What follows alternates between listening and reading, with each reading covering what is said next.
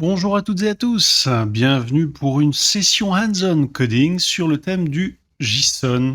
Dans cette série de vidéos, on va s'intéresser aux façons dont on construit un JSON. Le JSON, c'est une structure à base de string originellement, qui sert de format d'échange de données textuelles, qui permet de remplacer un petit peu différentes tentatives, dont la dernière en date, qui a duré quand même assez longtemps, était le XML.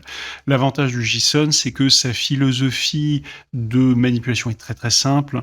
Il ne vient pas avec une structure extrêmement complexe et des façons de la traiter particulières comme le XML pouvait le demander.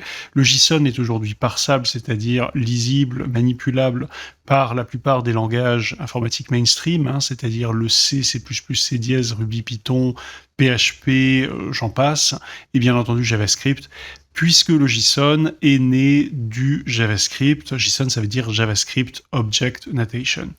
Le souci, c'est que souvent, on confond objet JavaScript, justement, et JSON.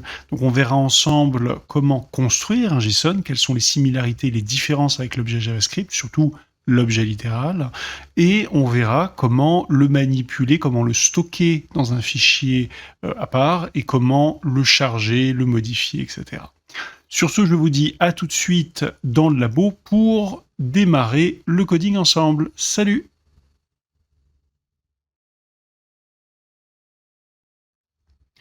Bien, nous voici dans le labo. Alors, pour celles et ceux qui souhaitent récupérer le code complet du projet, je rappelle que le lien en description de cette vidéo mènera vers le dépôt de paquet GitHub, dans lequel vous trouverez ces dossiers-ci avec le README suivant la racine. Dans le README, vous trouverez par ailleurs toutes les informations concernant la structure du projet. Là, comme vous pouvez le voir, on a deux dossiers, un base code, un code complet. Pour la session vidéo, on commencera sur base code. Bien entendu, on construira le code ensemble. À cet égard, je rappelle que ce cours ne s'adressant pas que aux développeuses et développeurs JavaScript, mais aussi à celles et ceux qui ont besoin du JSON pour travailler avec des logiciels SEO et autres, le JSON servant encore une fois de format d'échange de données textuelles, eh bien, je prendrai le temps de commenter et d'expliciter de façon extensive la plupart des lignes de code que l'on traitera, ce qui sera peut-être un peu overkill pour celles et ceux qui sont déjà à l'aise, et ce qui paraîtra peut-être même un peu ridicule, mais voilà, juste garder ça en tête. Le README, par ailleurs, rappelle un petit peu les conventions que j'utilise, et puis la façon dont vous pouvez interagir avec moi, ainsi que le workflow que je conseille pour résoudre les problèmes liés au code. Voilà, alors pour débuter, on va ouvrir le dossier base code, le sous-dossier 1, et on va s'atteler à écrire dans fonction fiche-identité.js notre premier objet JavaScript classique, comme expliqué précédemment.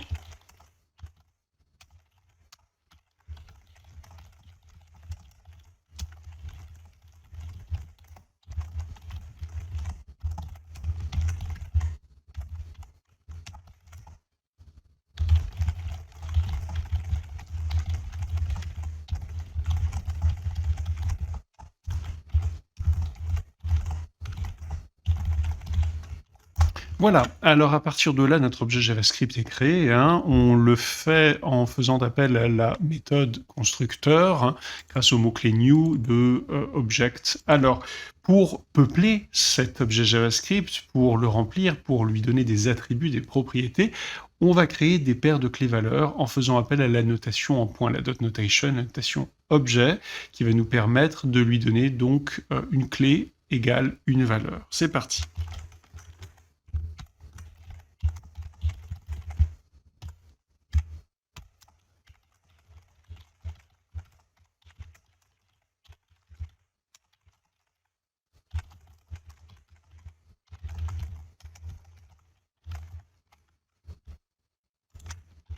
Voilà, on va faire la même chose pour une deuxième paire de clés-valeurs, pour l'exemple. Simple, Alors, première porte enfoncée, qui paraîtra évidente pour les développeuses et développeurs. Là, pour le coup, la première clé a pour valeur un type string, la deuxième clé un type number, ça nous permet de montrer que les objets JavaScript peuvent prendre des types pour leur valeur, qui peuvent correspondre à n'importe quel type primitif. Ça peut être un string, un number, donc une chaîne de caractères, un nombre, un objet, un array, nul, etc., etc. On va faire la même chose en utilisant le formalisme de l'objet littéral.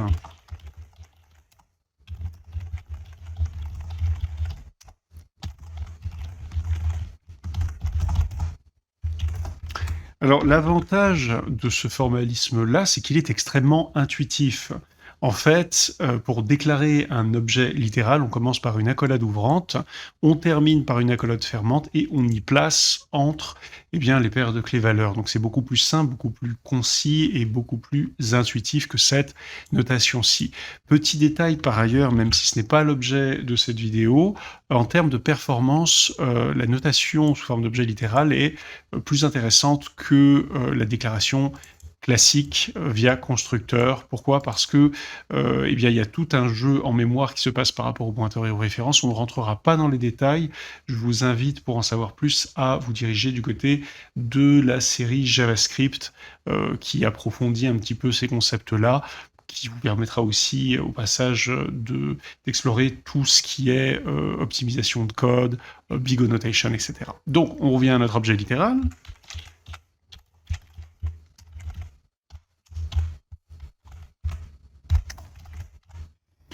Alors, je ne vais pas m'étendre sur le contenu, puisqu'en fait, les valeurs restent les mêmes, la syntaxe reste la même. À partir de là, on va pouvoir commencer à créer notre objet JSON, pardon, notre string JSON, justement. Alors, très bon exemple de confusion. Alors, pourquoi est-ce qu'on fait cette confusion, justement? Donc, tout d'abord parce que le JSON, sa structure ressemble fortement à celle d'un objet littéral. Donc, c'est ce qui fait qu'on a tendance à dire objet JSON. À présent, par ailleurs, il faut aussi se rappeler qu'il existe deux façons de transférer des données grâce au JSON, qui sont l'objet et l'array. Donc c'est pour ça que quand on dit objet JSON, ça permet un petit peu de séparer de l'array JSON. On va voir les arrays JSON dans la vidéo suivante, mais c'est ce qui explique qu'on entend souvent ça. Cela dit, voilà, pour éviter cette confusion, il faut se rappeler que le JSON, c'est un format d'échange de données textuelles. En d'autres termes, c'est un string, c'est une chaîne de caractères. On va donc le définir entre guillemets simple, double ou backtick. C'est parti. Alors, question du coup, qu'est-ce qu'on utilise? Est-ce qu'on utilise des guillemets simples, des doubles, des backticks? Eh bien, on peut utiliser les trois. La seule différence, c'est que entre guillemets simple et entre guillemets double, le multiligne n'est pas supporté, comme vous le voyez ici. Pareil là. Le backtick, qui n'est pas disponible dans toutes les versions de JavaScript, mais qui est à partir de certaines versions de l'ECMAScript, notamment le S6 sous lequel on code là actuellement. Là, pareil, pour avoir plus d'informations, n'hésitez pas à aller du côté de la série JavaScript. Eh bien, les backticks supportent le multiligne, en plus de supporter les objets littérales à l'intérieur. C'est donc très pratique. On va rester sur ça. Donc, pour définir la structure JSON, puisque c'est bien une structure, c'est un string à la base,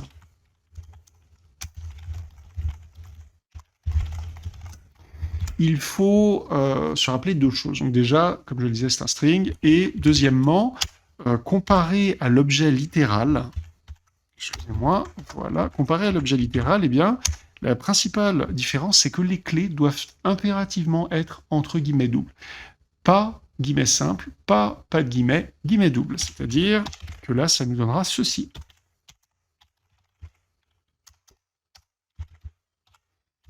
Voilà, et cela. Voilà. Donc là, on a un JSON qui a les mêmes propriétés que les objets que l'on a créés. Comme vous pouvez le voir, la différence est qu'ici, on a des guillemets doubles, on ne les a pas là. Pour être précis, on pourrait tout à fait faire ceci, on pourrait tout à fait écrire l'objet avec des clés de cette façon-là. En d'autres termes, dans un objet littéral, on peut absolument sans problème écrire les clés entre guillemets doubles. C'est facultatif, on peut faire ça ou ça. Mais dans un JSON, les clés sont nécessairement entre guillemets doubles. Par contre, comme vous pouvez le voir, là on est sur un type nombre, là le nombre est conservé, on ne le met pas entre guillemets doubles. Voilà.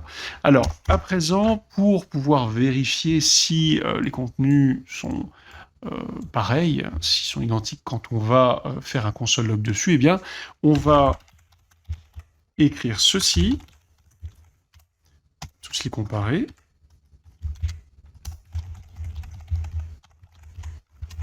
Voilà. Et voilà. Ok. Par contre, pour l'exécution de ce code-là, vu qu'on est sur un backend, c'est-à-dire qu'on va exécuter le code JavaScript côté serveur, il nous faut un runtime. Moi, je travaille personnellement avec Node. Il y a d'ailleurs une série à ce sujet. Donc, si ce que je vais vous montrer là n'est pas clair, si vous avez besoin d'approfondir, n'hésitez pas à aller jeter un œil à la série développement JavaScript backend.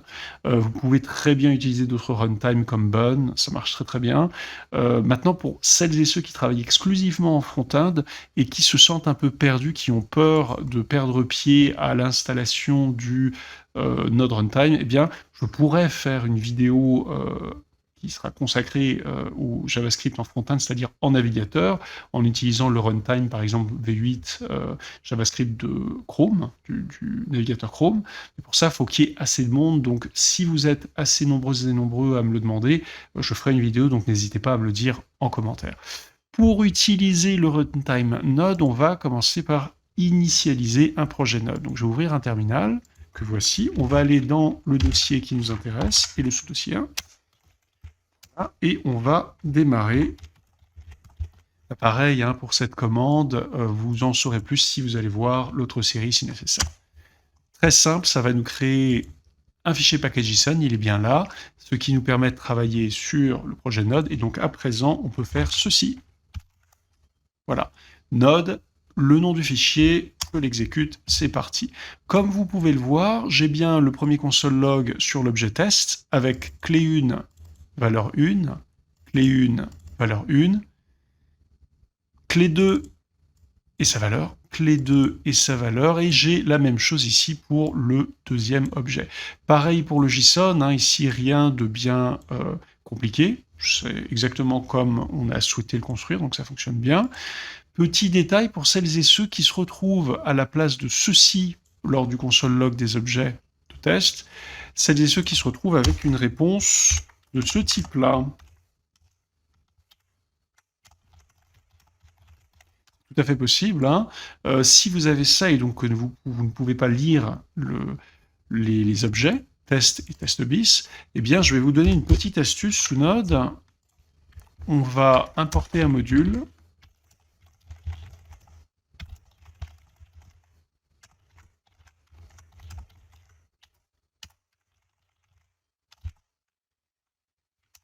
Excusez-moi, hop, require. Voilà. Donc là, pour réussir à faire ce qu'on veut, on va devoir créer une petite fonction, très simple.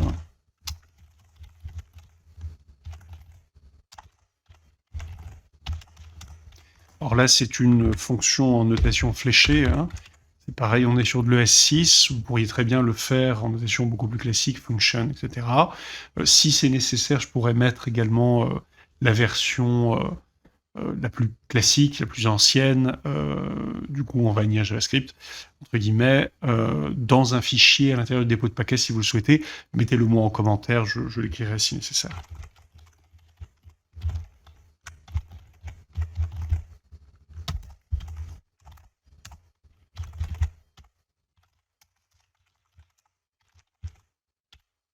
Alors, de quoi il s'agit? C'est très simple. On a créé une fonction qu'on a appelée afficher objet. Alors, c'est des noms un petit peu longs. N'hésitez pas à les appeler comme vous voulez, hein, vos fonctions, vos variables. Restez simplement compréhensif de façon à ce que vous puissiez relire votre code des mois et des mois après. Ça fait partie des bonnes pratiques. Soyez suffisamment explicite, mais pas besoin non plus de mettre des noms à rallonge comme j'ai tendance à le faire. Là, c'est vraiment pour rester explicite. Donc, cette fonction-ci prend en paramètre un objet. Cet objet est ensuite passé à la méthode inspect du module utile natif Node.js. Donc cette méthode prend deux paramètres. Elle prend d'abord l'objet en question, que l'on va évaluer, et elle prend un objet qui contient deux paires de clés-valeurs qui correspondent à des options. Alors depth, pour être très clair, en fait, ça veut dire profondeur d'exploration. En gros, l'objet inspect va inspecter eh bien, l'objet en question, pardon, util_inspect va inspecter l'objet en question, mais si par exemple notre objet est constitué d'objets dans des objets dans des objets dans une de ses propriétés, il y a bien un moment où on va vouloir s'arrêter, et donc dans ce cas-là, on mettra ici le nombre.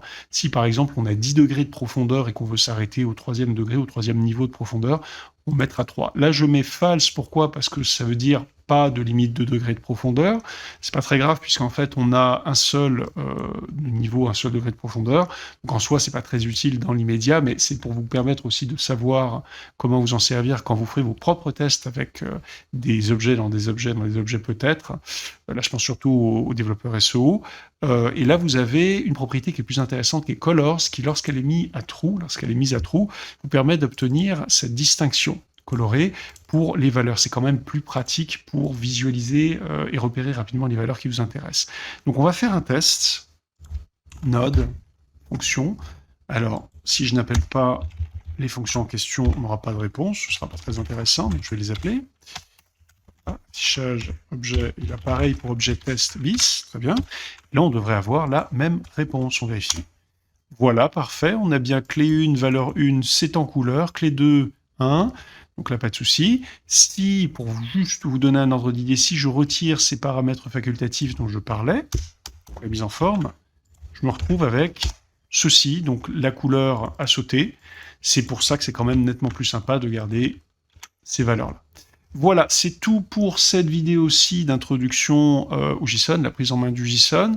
Je rappelle ce qu'on a fait, on a créé un objet JavaScript de la façon la plus classique qui soit, le même objet sous forme d'objet littéral, et ça nous a permis de déterminer les points de correspondance, de retrouver en fait les choses qui sont similaires, et puis surtout les différences pour le JSON. Donc ça vous permettra d'éviter les erreurs et les surprises à l'avenir quand vous manipulerez le JSON. On a fait nos petits tests, on a travaillé sous Node. La prochaine fois, on verra ce fameux array JSON par opposition à l'objet JSON, en gardant à l'esprit que le JSON, c'est bien une chaîne de caractères avant tout, c'est bien un format d'échange de données textuel. Sur ce, je vous dis à plus tard pour la suite. À bientôt.